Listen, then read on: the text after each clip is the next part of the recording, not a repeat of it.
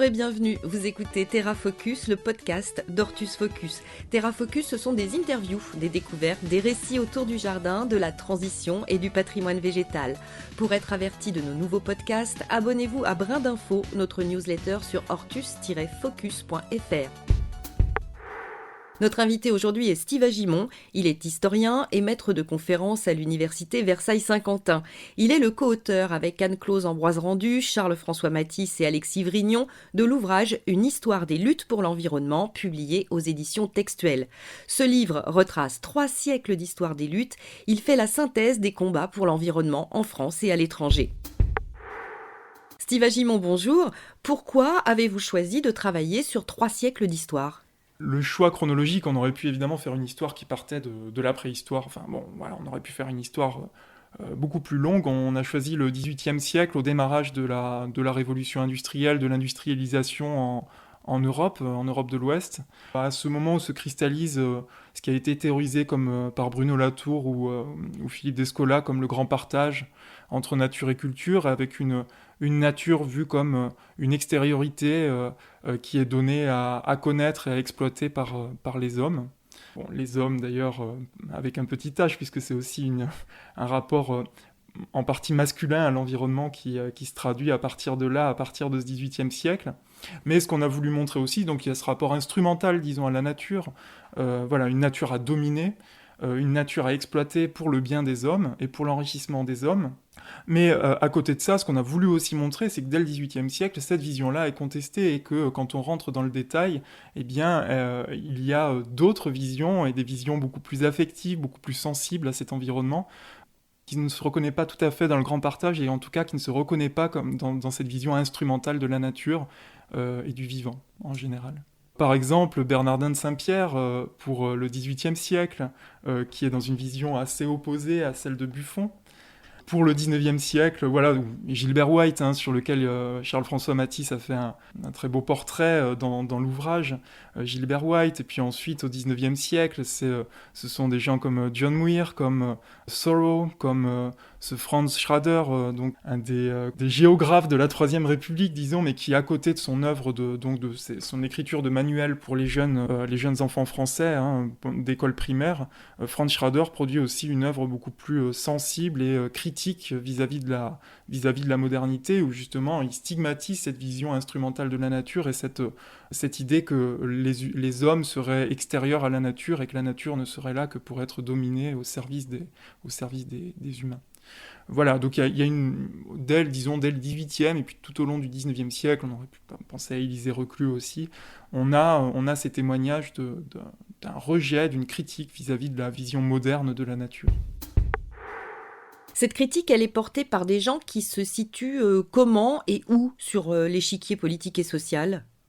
C'est une très bonne question. Il y a évidemment toute une critique de la modernité qui est une critique réactionnaire et qui se situerait donc à l'extrême droite à partir de la Révolution française. Mais disons que la critique, il y a aussi un champ très fort et c'est un champ qui a une cohérence depuis le XVIIIe siècle, depuis les Lumières. Il y a un champ progressiste, c'est-à-dire qui pense le progrès humain, l'amélioration des conditions de vie pour les hommes, la résolution d'un certain nombre d'inégalités, qui pense ça en même temps que... donc il y aurait Rousseau, par exemple, qui pense ça en même temps que la destruction de la nature et le rejet de la destruction de la nature. Et donc, ce qui ressort, c'est un courant très fort qui se situerait plutôt, disons, dans un camp... du côté gauche de l'échiquier politique, si on regarde un petit peu ces portraits, et de ceux qui, depuis le XVIIIe siècle, ont encore peut-être des choses à nous dire d'intéressantes. C'est pour ça que je situais une bonne partie, en tout cas, du côté gauche de l'échiquier politique, puisque la question sociale était associée à la question écologique. C'était pouvoir penser ensemble à la fois une société plus égalitaire, et une société qui ne détruise plus l'environnement et qui ne considère plus que le vivant et que la matière terrestre est au service pur et simple de l'homme, qui pense les dégradations de l'homme en même temps que les inégalités sociales et au XXe siècle que les inégalités de genre. Steve Agimon, est-ce qu'on peut dire que lorsqu'on choisit de respecter la nature, eh bien on est dans le respect tout court ? Je pense que c'est quelque chose qui est effectivement très présent dans une partie chez une partie de ces penseurs écologiques, de l'écologie, enfin de l'environnement. Cette idée que les causes humaines et les causes de tout ce qui nous entoure sont indissociables et que le respect des uns ne va pas sans le respect du reste. Quelles sont les différentes formes de lutte que l'on rencontre au fil de ces 3 siècles ? Elles sont extrêmement variées et avec une addition de modalités de lutte depuis le XVIIIe siècle. Cette contestation, enfin on va prendre dans un sens large, puisqu'il y a des formes de contestation qui sont purement littéraires par exemple, c'est-à-dire qu'on va trouver dans des écrits une contestation de l'ordre social et écologique qui est en train de se constituer. On a aussi, dès le XVIIIe siècle, dès l'époque moderne, les tribunaux, donc les parlements sous l'Ancien Régime, et puis à partir du XIXe siècle, les tribunaux, en particulier les tribunaux locaux, ce sont les justices de paix en France par exemple, où les riverains incommodés par une usine vont avoir recours à cette justice de proximité. Il y avait une justice de paix dans chaque canton, chaque chef-lieu de canton, donc c'était une justice très accessible, peu onéreuse, et qui permettait à tout un chacun de porter ses réclamations devant un juge et de pouvoir avoir parfois gain de cause contre un industriel qui, par exemple, était accusé de détruire des plantations. Donc on a ces modalités-là qui sont extrêmement nombreuses et on va retrouver partout en France, dans toutes les justices de paix, ces cas de conflit par rapport à des pollutions sonores, mais aussi pollution olfactive, pollution des eaux. Voilà, on a vraiment ce recours à la justice. On a aussi les pétitions. Ça, c'est une modalité très forte à partir de la deuxième moitié du XIXe siècle. Il y a des cas qui sont évoqués en Angleterre, en Suisse, en France, dans cet ouvrage et qu'on retrouve jusqu'à nos jours. On a aussi les enquêtes d'utilité publique. Alors, on connaît encore ça aujourd'hui, et c'est quelque chose qui est mis en place sous Napoléon, ces enquêtes d'utilité publique, et qui permettent, lorsqu'il y a un projet d'aménagement, il va y avoir une déclaration d'utilité publique, il y a un registre qui est ouvert avec un commissaire enquêteur qui doit recueillir l'avis des riverains. Et là encore, ce sont des archives assez extraordinaires qui nous donnent à voir ces contestations de projets d'aménagement. Contestations multiples, alors au début du 19e siècle, ça va être plutôt pour des aspects très concrets de pollution, par exemple, des riverains qui s'inquiètent de la destruction future de leurs biens, ou à la fin du 19e siècle, on trouve des arguments beaucoup plus portés sur la défense de la beauté de la nature, par exemple. Donc voilà. Et après, on a les manifestations, et j'en oublie sans doute, il y a les manifestations qui sont nombreuses aussi, on en parle de certaines, manifestations qui peuvent être des manifestations pacifiques, la plupart de ce qu'on évoque, ce sont des manifestations pacifiques, mais qui ont pu être dégénérer en violence. On en a plusieurs cas, mais disons, il y a ce cas assez emblématique de Rio Tinto, où la foule festive, environ 10 000 personnes de paysans et d'ouvriers qui viennent pour protester contre les pollutions dues à une mine de cuivre en Andalousie, eh bien, cette manifestation est sévèrement réprimée, avec à la clé quelque chose comme 200 morts, donc un massacre de masse d'une extraordinaire ampleur pour le 19e siècle. Et la désobéissance civile ? Donc la désobéissance, évidemment, c'est plutôt quelque chose qui est théorisé, et donc qui est théorisé au XXe siècle. Donc avec Gandhi, puis avec Arnès par exemple, dans la deuxième moitié du XXe siècle pour Arnès. Et donc elle est très présente, elle rentre dans ce répertoire de lutte au XXe siècle. Et il faudrait voir pour le XIXe siècle si ce concept de désobéissance peut être également utilisé. C'est devenu un répertoire de lutte, disons, dans les mouvements écologistes à partir des années 1960-1970 très fortement. Il y a une longue tradition de lutte de ce côté-là, puisque les Amis de la Terre, par exemple, depuis la fin des années 1960, défendaient ce type d'approche de désobéissance civile non violente et d'action non violente d'une manière générale, et qui est un répertoire d'action, disons, peut-être que c'est le plus commun aujourd'hui dans les actions, en dehors des mobilisations type pétition, type écrit, pamphlet. Il y a ces mouvements de désobéissance qui sont finalement structurellement très présents depuis les années 1960 dans les mouvements écologistes qui se sont multipliés, les mouvements associatifs qui se sont multipliés. Donc des Amis de la Terre, Greenpeace, en allant jusqu'à Alternatiba par exemple, qui a au cœur de son fonctionnement ces principes de désobéissance et d'action non violente. Est-ce que les modes d'action sont très différents entre les urbains et les ruraux ? Sans doute qu'aujourd'hui, les ZAD, par exemple, ont d'abord été un mouvement rural, mais avec des urbains qui s'y sont impliqués. Mais les ZAD ont essaimé aussi dans les villes, et finalement, les phénomènes d'occupation de certains sites pour en éviter la transformation, on pourrait remonter au Chicago des années 1960, et donc voilà, on voit des échanges entre modalités d'action urbaine et modalités d'action rurale. Est-ce qu'aujourd'hui, vous constatez des évolutions très nouvelles ? Tout d'abord, sans doute, l'investissement plus important de la jeunesse, même si c'est pas un investissement généralisé. Mais ces marches climat, cette ritualisation d'une forme de lutte qui est intégrée donc à l'agenda des jeunes désormais, d'une partie des jeunes, d'aller lutter pour l'environnement, il y a sans doute là quelque chose de nouveau.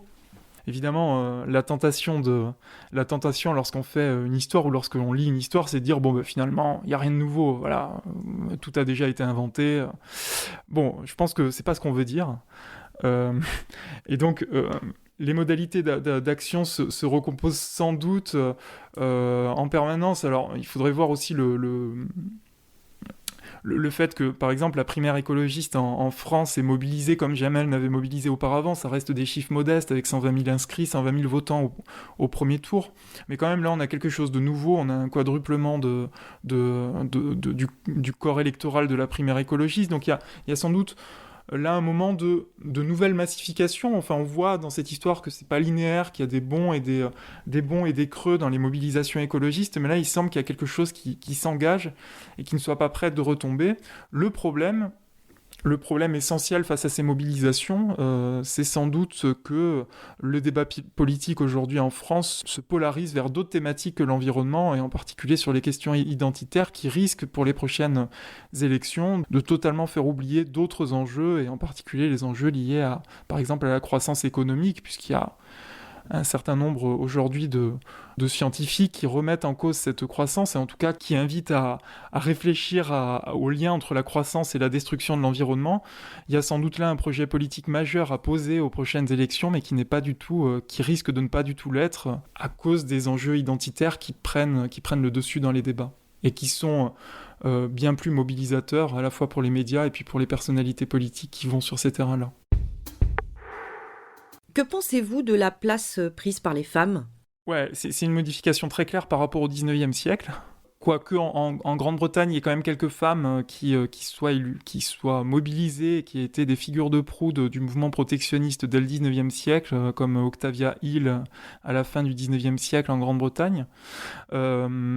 Mais oui, l'investissement des femmes en écologie et dans les luttes environnementales est effectivement un phénomène marquant, mais elles sont présentes depuis, d'ailleurs on le voit sur certaines illustrations, elles sont présentes par exemple depuis le Earth Day de 1970, elles sont très présentes aussi dans les mouvements de contestation du nucléaire, où on a vraiment des choses mixtes, mais où on voit un porte-parole là, et y compris dans l'écologie politique qui se structure dans les années 1970, on a un porte-parole là plutôt masculin, et des intellectuels aussi plutôt masculin jusque dans les années 80.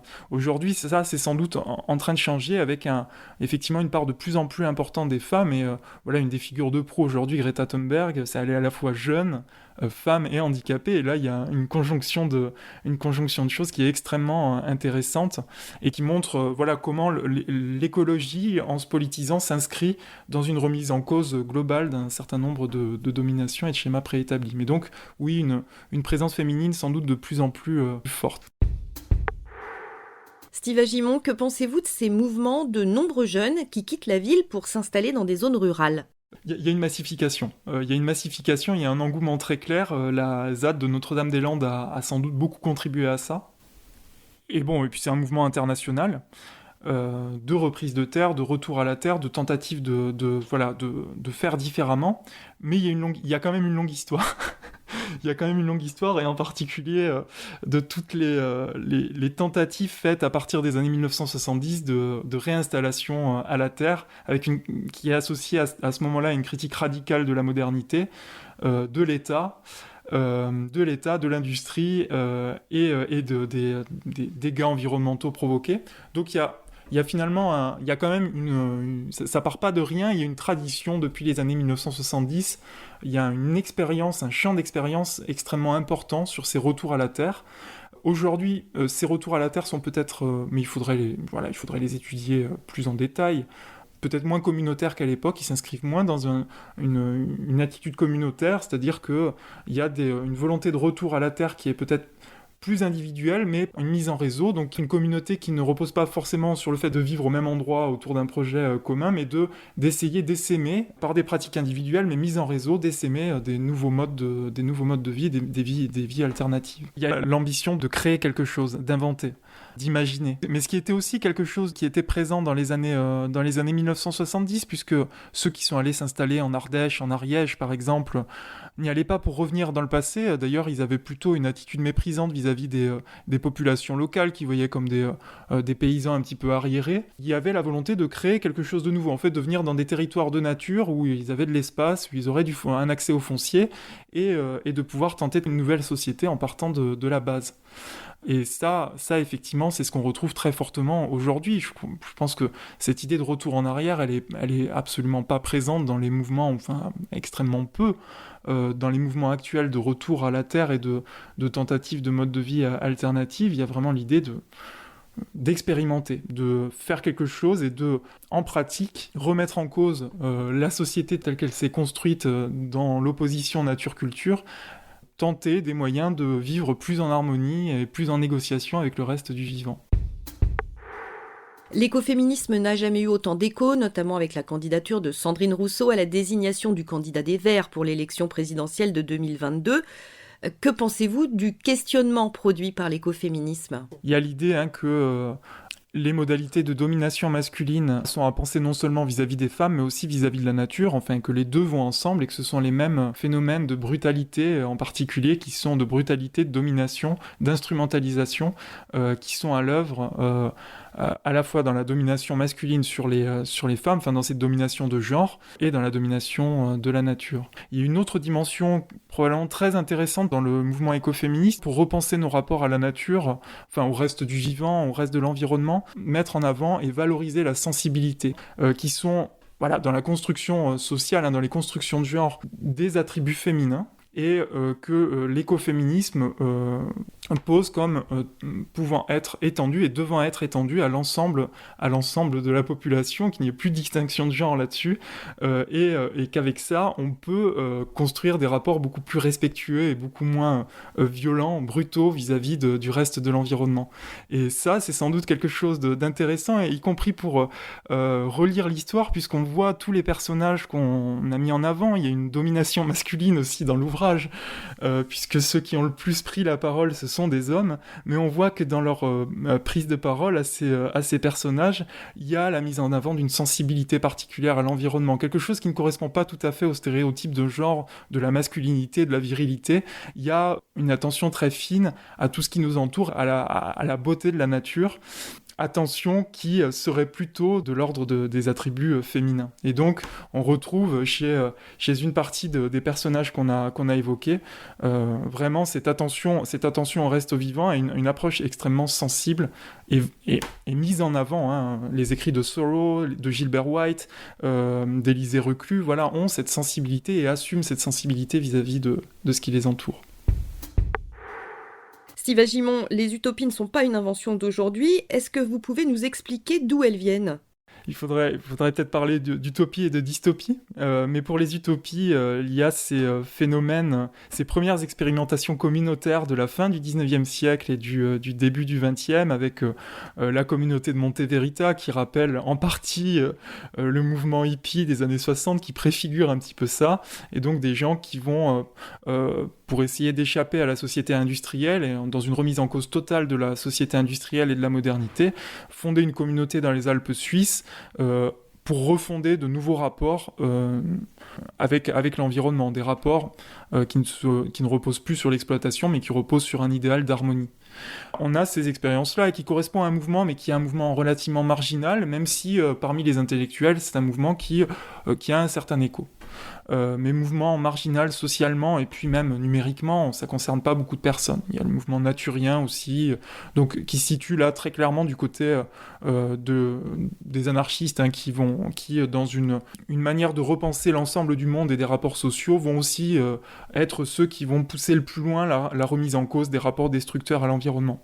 Et puis il y a les dystopies, disons, si on faisait une autre catégorie, qui, pour mettre en avant l'insoutenabilité de nos rapports à la nature, eh bien ont poussé à l'extrême, enfin ont essayé de penser à quoi pourraient aboutir ces sociétés qui refusent de se penser en lien avec le reste du vivant et qui n'a qu'une vision purement utilitaire du reste du vivant. Et donc là, on retrouve des ouvrages qui sont arrangés dans la catégorie de la science-fiction, qui, à partir du milieu du 19e siècle, tente de penser une société qui finirait par détruire l'ensemble de la planète.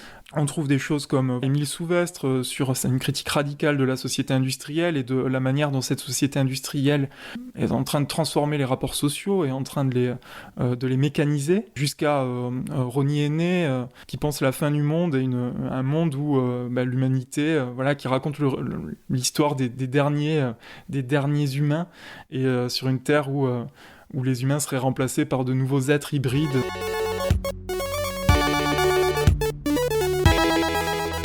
Merci à l'historien Steve Agimon, co-auteur de l'ouvrage Une histoire des luttes pour l'environnement, publié aux éditions Textuelles, interview réalisée par Isabelle Vauconsant. Merci d'avoir écouté ce podcast et à bientôt.